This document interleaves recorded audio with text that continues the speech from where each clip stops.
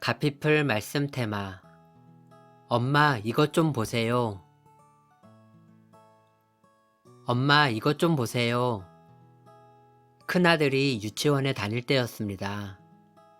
자신감이 넘치는 목소리에 고개를 돌려보니 아들이 서랍장과 장롱 사이에 하얀 철사 옷걸이들을 연결해 무엇인가를 만들어 놓았습니다.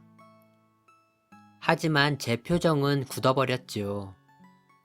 여기저기 늘어놓은 옷걸이들로 놀이 공간이 된 방 치우기는 제 일거리였으니까요. 장난감도 많은데 굳이 옷걸이로 무언가를 만든 어린 아들의 창의력에 칭찬보다는 한숨이 먼저 나왔습니다. 그날 아이들을 데리고 야외 미술관을 찾았다가 한 해외 유명 작가의 작품을 보고 깜짝 놀랐습니다. 아들이 조금 전에 만든 것과 형태가 거의 같았기 때문이죠. 만약 이 작가의 작품을 먼저 보았다면 톡톡 튀는 아들의 아이디어를 칭찬했을 거예요.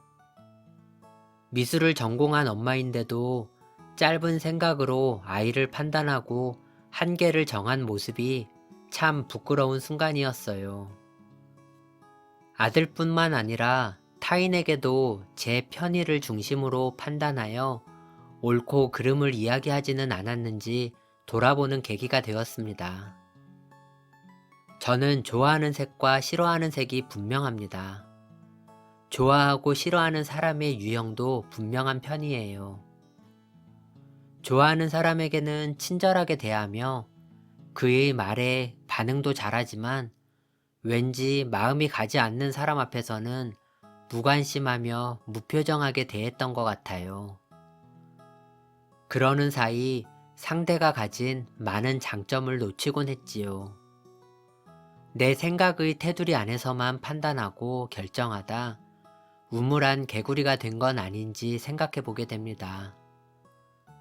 이제는 친하지 않고 낯설다는 이유로 마음을 열지 않았던 실수를 되풀이하지 않으려고 합니다. 개성이 강하고 창의적인 사람들은 한 번에 이해가 안 되는 경우가 있으니까요.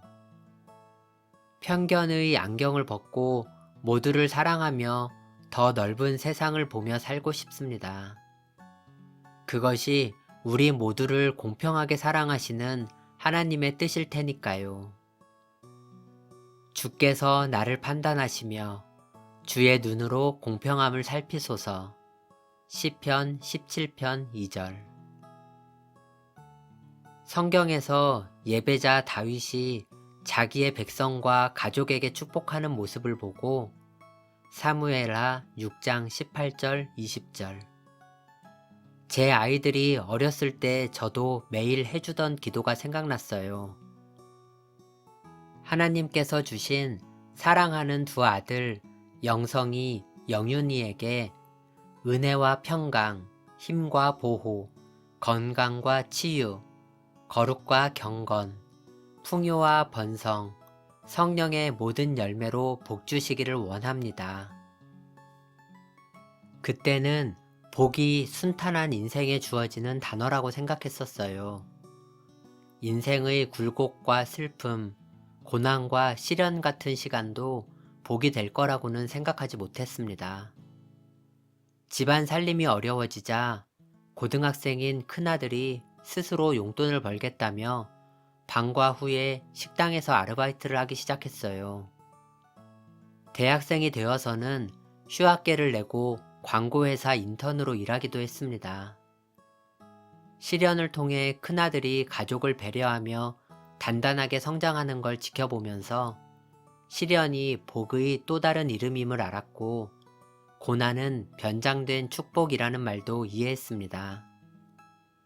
사진 작가인 한 후배는 여행 가거나 종일 사진을 찍어야 하는 경우에 렌즈를 여러 개 갖고 다니는 게 힘들다고 했습니다. 무게도 만만치 않은 데다 날씨나 상황에 따라 렌즈를 바꾸며 사진을 찍기가 쉽지 않기 때문이지요.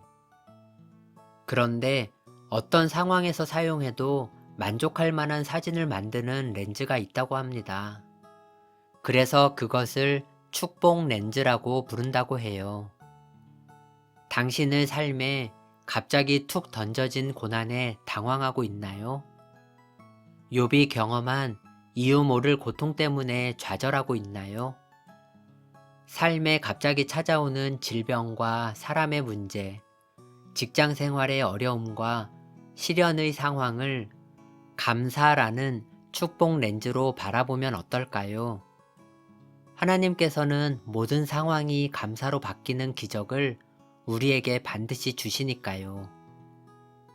하나님은 당신을 절대 홀로 두지 않으시고 그분의 손바닥에 우리의 이름을 새길 만큼 끝까지 우리를 사랑하십니다. 내가 너를 내 손바닥에 새겼고 너의 성벽이 항상 내 앞에 있나니. 이사야 49장 16절. 임선경의 너를 만나 행복해 중에서 가피플 말씀 테마. 엄마, 이것 좀 보세요.